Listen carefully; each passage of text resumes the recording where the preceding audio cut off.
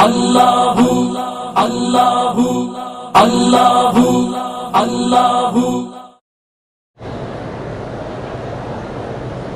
ایک لڑکی اپنے خاوند کے ساتھ ایک گھر میں 6 سال سے نہیں ہیں، حتیٰ کہ وہ میاں بیوی 6 سال میں ملے ہی نہیں ہیں۔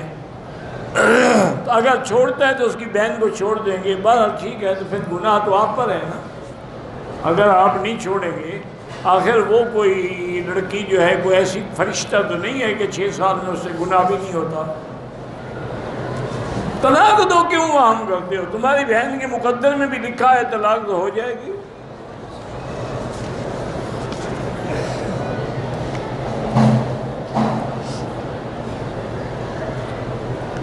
صفا دوڑتے ہوئے آخری چکر میں پیشاب کا ایک قطرہ محسوس ہوا، کچھ نہیں ہوتا، اگر نکلا ہے تب بھی صفا ہو جاتی ہے، صفا بغیر وضو کے بھی ہو جاتی ہے۔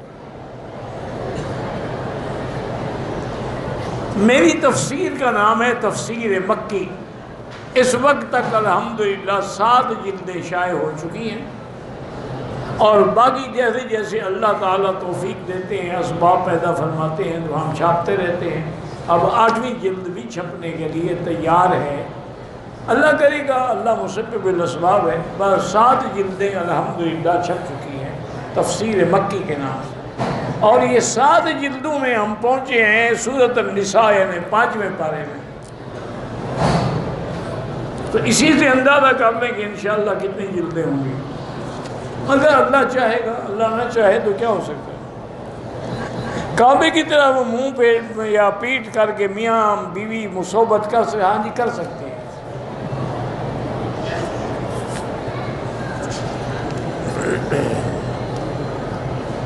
ان لوگوں کو یہ بڑا خیال ہوتا ہے کہ کعبے کی طرف پشت نہ ہو، کعبے کی طرف پاؤں نہ ہو، نماز نہیں پڑھیں گے، اس کا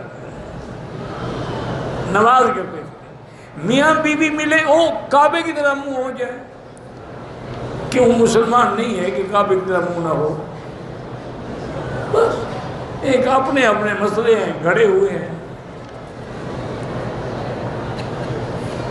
مدینہ منورہ میں نمازی امام سے آگے ہوتے ہیں، ان کی نماز نہیں ہوتی۔ عورتوں کی صفے میں مردوں کے آگے ہوتے ہیں، ان کی بھی نماز نہیں ہوتی۔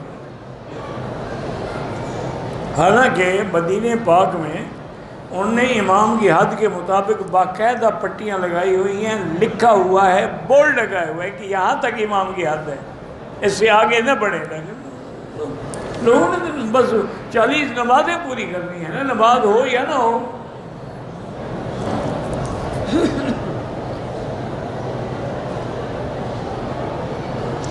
ایک مدرسے میں 25 سال سے میں شعبہ حفظ پہ پڑھا رہا ہوں، نہ تو پوری تنخواہ دیتے ہیں، نہ سکون سے کام کرنے دیتے ہیں۔ یار اللہ کی زمین وسیع ہے، کسی اور مدرسے میں چلے جاؤ۔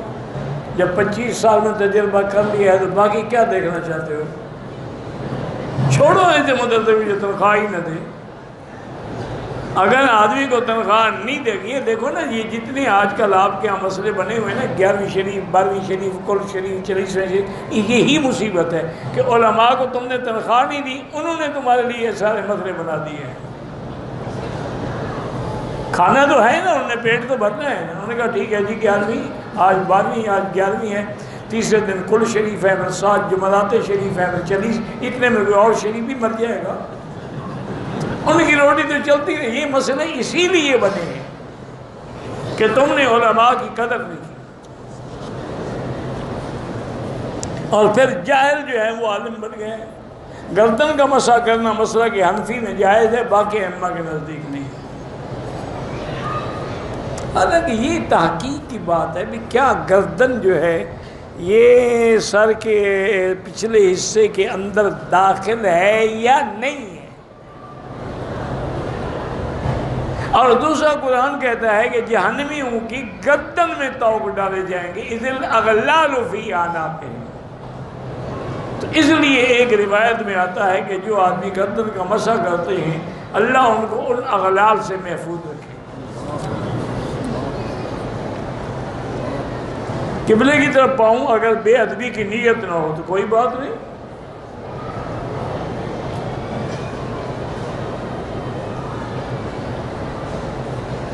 میرا خاوند دبئی میں رہتا ہے، مجھے خرچہ بھی نہیں بھیجتا، تو ایسے خاوند کو رکھنے کی کیا ضرورت ہے؟ جان چھڑاؤ۔